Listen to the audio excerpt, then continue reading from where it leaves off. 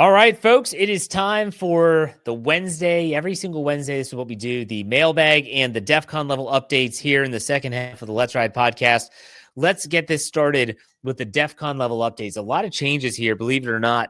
Not so much on offense, but definitely on the defensive side of the football. Let's start with quarterback. I have not put Aaron Rodgers on many winners lists for those that keep track of my winners and losers podcasts and articles, but it's not that the play has been horrible.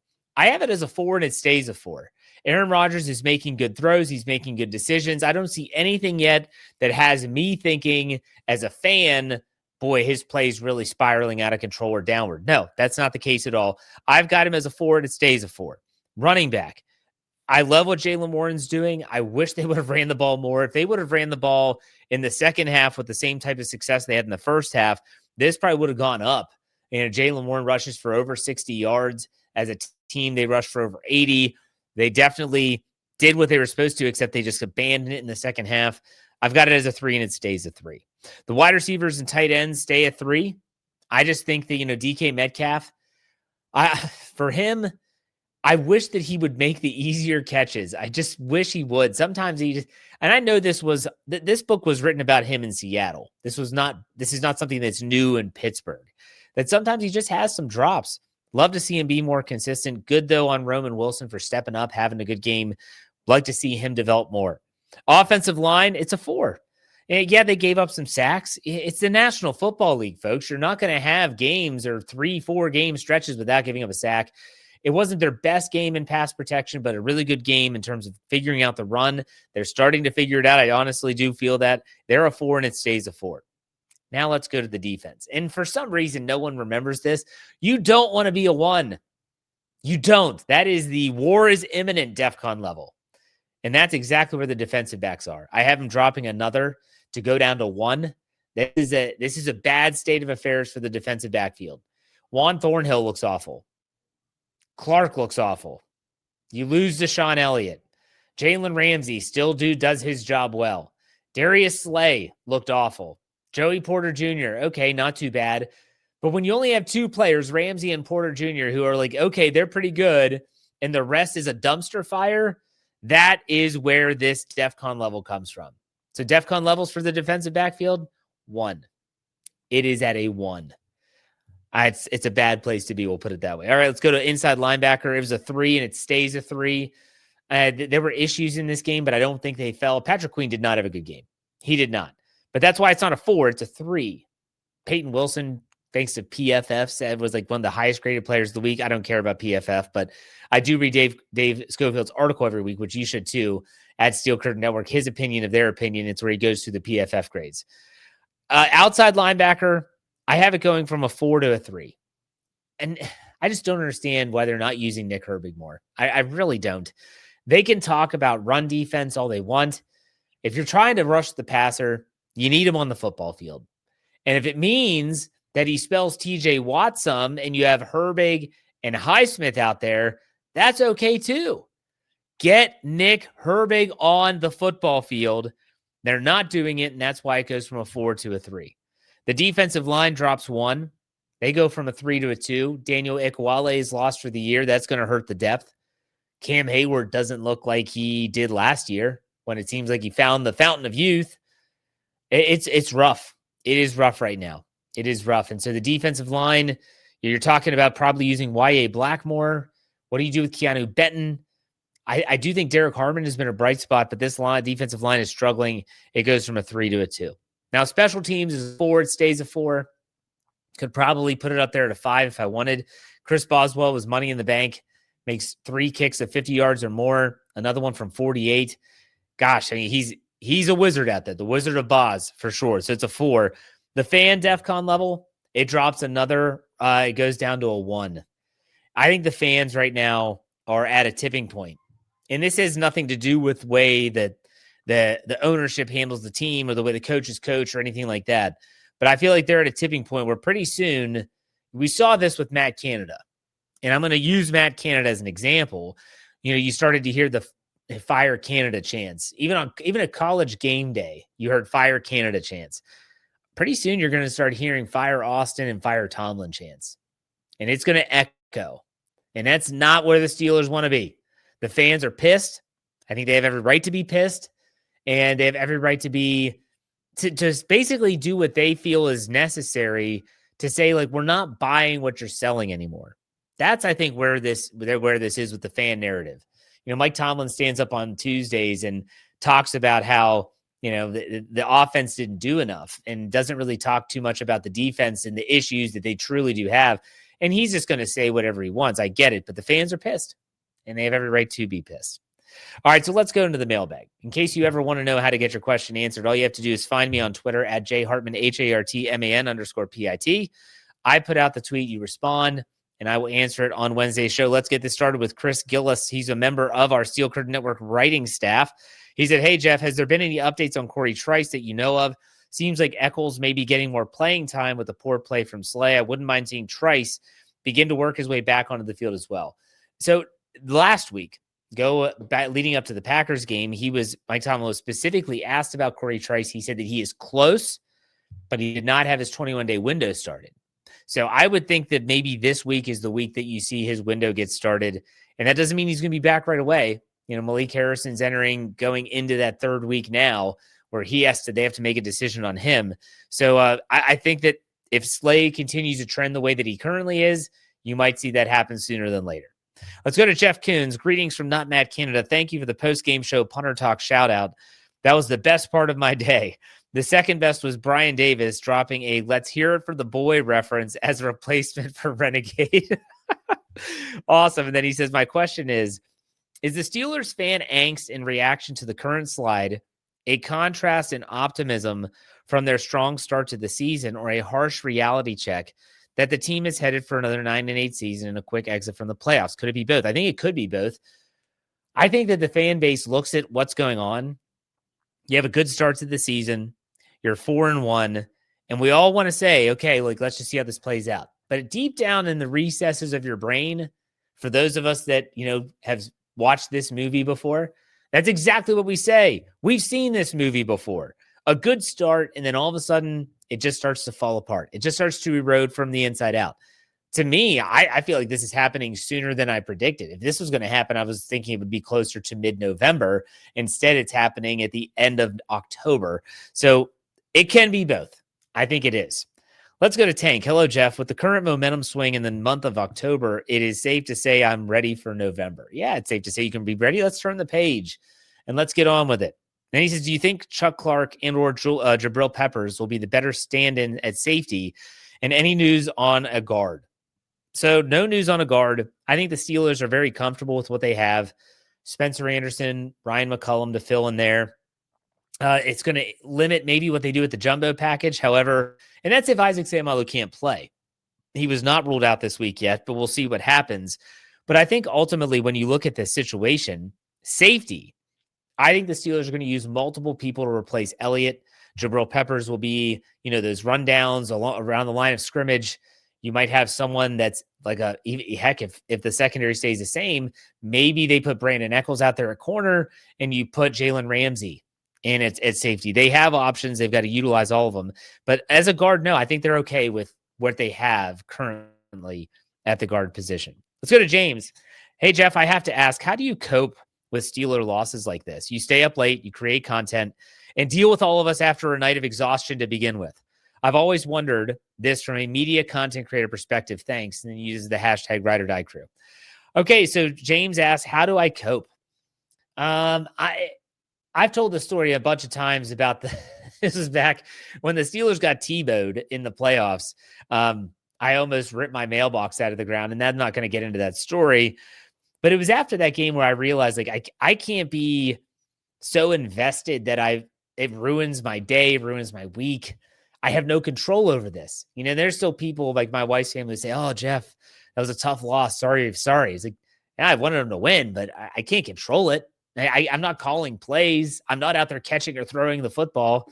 I'm not tackling anyone. So once I kind of changed and shifted that mentality to I'm going to enjoy it, I'm going to watch it, I'm going to create content about it, and I do care that they win. I still am a fan of the team, but it doesn't get me down like it used to. Now, staying up late, what's part of my job? And so this has become a job. This has become something that is a venture for us here at the Steel Curtain Network. So it's just a shift in mentality. It's not that I'm less of a fan, but in terms of coping, that's my mindset. All right, let's go to Schnecky. He asked a couple questions. He said, "We all know we all know it probably won't happen, but wouldn't the removal of Austin at least send a message? Just a message could help. The arrow doesn't point up with this team. I'm sick of all the defensive guys saying the same thing after every loss. Throw a curveball." So this was something, let's go back to when the Steelers, Matt Canada situation was at a tipping point. And I want you to think back to what everyone was saying. And I know I said it. I know other people said it on their podcast as well. At some point, you have to know who is to blame. And is it Kenny Pickett in that quarterback room, or is it the play caller? And you didn't know what you had in one until you got rid of the other. Now, we all know that when Matt Canada was fired, Kenny Pickett got one game and then he got hurt. And we all know the rest of that story. In this case, though, to draw a parallel, to me, if they fire Terrell Austin, if they say, "Austin, dude, you're done. Like, you're out of here. Out of here." That's going to be really difficult, because then what does that say if the defense continues to flounder?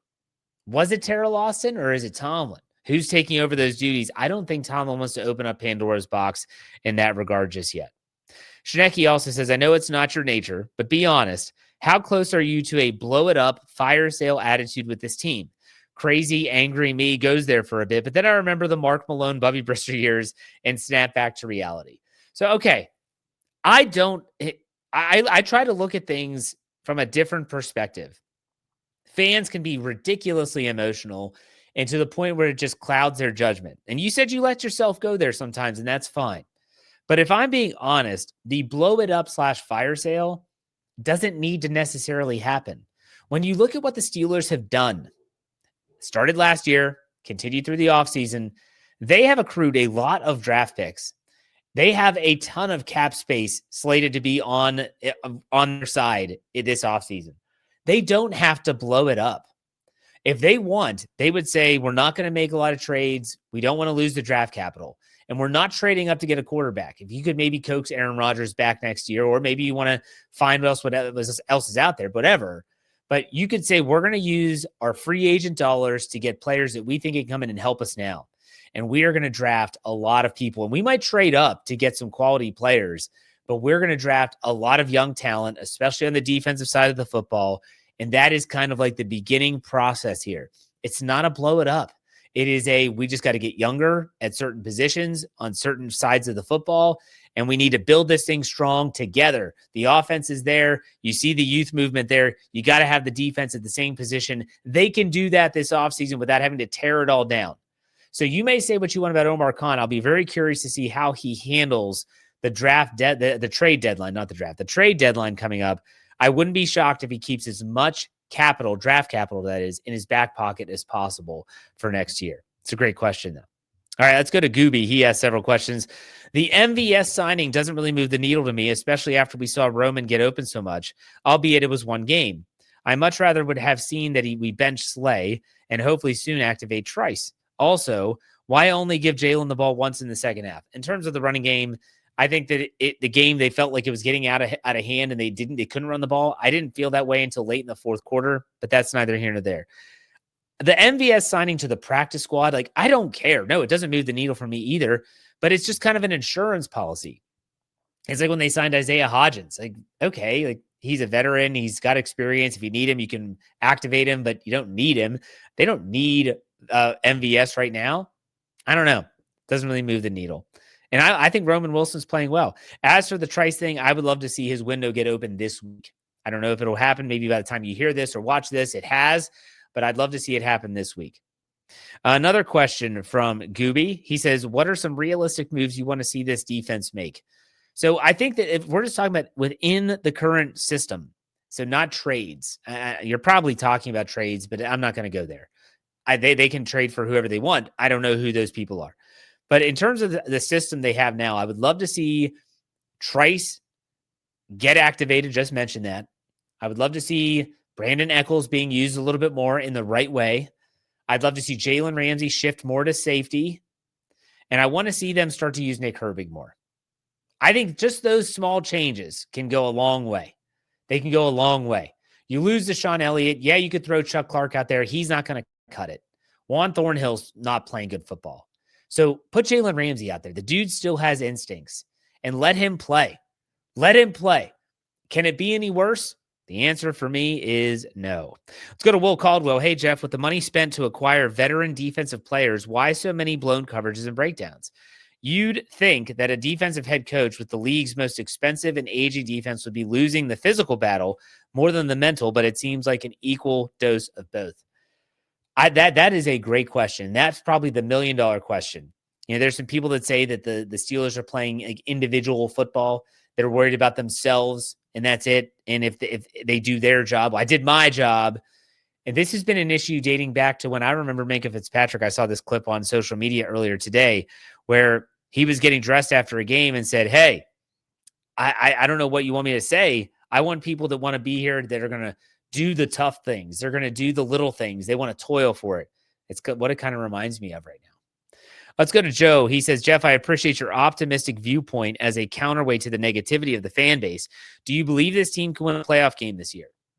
As we sit here right now, no, I don't. And I'm sorry that's not the optimistic view you're looking for, but I will say this. I'm going to give the team the 17 games they're given every year to prove that they can.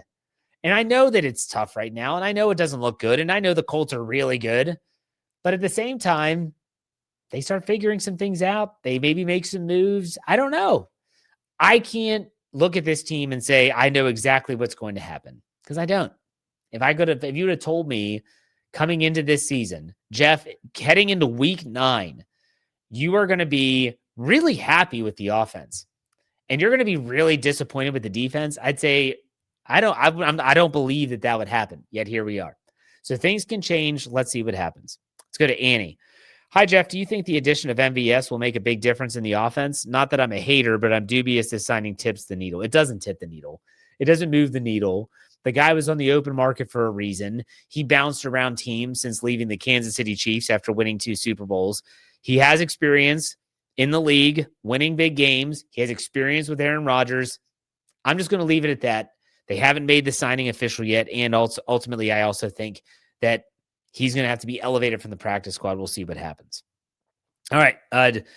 Jero Ortiz says, I hope I said that correctly. Hello, Jeff. I have 2 questions. Should the Steelers look to trade for a good safety with Elliott missing some games? I really love Ramsey at corner. JPJ is scared to open field tackle, or he just arm tackles a lot. This week with Jonathan Taylor, the Steelers need to stop runs. Then he says, so do I think that they're going to go out and get a safety, a good safety? I don't know. Probably not, just being honest. Number 2, do you think the NFL scriptwriters made the Steelers look weak?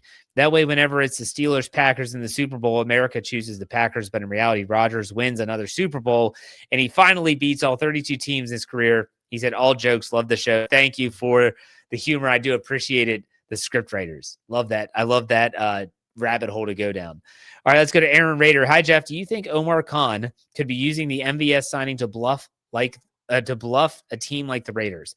For example, either take the offer that's on the table for Jacoby Myers, or we're rolling with MVS the rest of the season, or just signing someone who has somewhat of a connection with Rodgers. Love the show. Thank you, Aaron. I appreciate it. And I will say that I don't think that there's that much to this. If they were signing him reportedly to the 53-man roster, that would be a different decision. They're putting him on the practice squad. I don't think it's as big a deal as people are making it as of this time. All right, 2 more questions. Tendercat. Howdy, Jeff. Negative Nancy here. How much more faith can you personally put in this team after watching this year in and year out and do the same exact thing? You have to be on the verge of insanity by now, right? I said this years ago. This team will never go anywhere with Tomlin. Hey, you are. Yeah, I can't find anyone that's going to stand up and argue with you and say you're wrong. No, we have seen nothing but the same since the last playoff win in 2016. That's facts. That's just factual information. And there is one common denominator that's all the way throughout that time frame. It's not a quarterback. It's not a coordinator. It's a coach. And so, yes, Mike Tomlin deserves a lion's share of the blame. He does. And I think he tries to own it, but it's more, I think the issue that people have is not with Tomlin, but the way that the team has treated Tomlin instead of saying, look, we need to go. I will say this real quick before I get to the Steeler Fan 69 joke. For people that watch the Penguins and follow the Penguins, they cut ties with their championship winning coach in Mike Sullivan. They didn't see eye to eye on the moving forward, and they said, okay, we're going to let you go. And he got signed by the New York Rangers almost immediately. And yet the Penguins found a new coach, and he's definitely brought a new perspective in, and they are winning. And I'm not saying that the Penguins are going to go on and make the playoffs or anything like that, but right now they are winning. And it's a lot of youth being infused into a new infrastructure, and it kind of feels like a breath of fresh air. There is a parallel there, folks. There is a parallel when I say that if they get rid of Mike Tomlin and he gets picked up by another team in 5 minutes, it doesn't mean that that wasn't a bad decision, or that it was a bad. It doesn't mean that it was a bad decision. It just means that maybe it was just time. That's all I'm going to say. Let's finish this up with Steeler Fan 69. Always provides the comedy and the humor. He said, "Hello, Jeff. The man who tragically fell from the roof of a nightclub was not a bouncer." In a job interview, I was asked, "Do you perform well under pressure?" I said, "No, but I do a pretty decent Bohemian Rhapsody." And then he said, "What has 75 balls and drives old women crazy?" Bingo. And then lastly, he says, "Bench slay." All right, there you go. Hey, I'm glad that Steeler Fan 69 finally put some Steeler stuff in there. I love that. Good stuff. I appreciate everyone that has followed along throughout the last 2 games and all season and been a part of the Ride or Die crew. I do appreciate it. We're not going anywhere. I'm not going anywhere, folks. So make sure you guys buckle up. SteelCurtainNetwork.com has you covered every which way and sideways. Make sure you check us out, SteelCurtainNetwork.com. All of our podcasts, wherever you get your podcast, by searching Steel Curtain Network. Check us out on the social media handles. Again, Steel Curtain Network. But that does it for me. I'll be back on Friday. You know, finish this out. Be safe, be kind, and God bless. Go Steelers.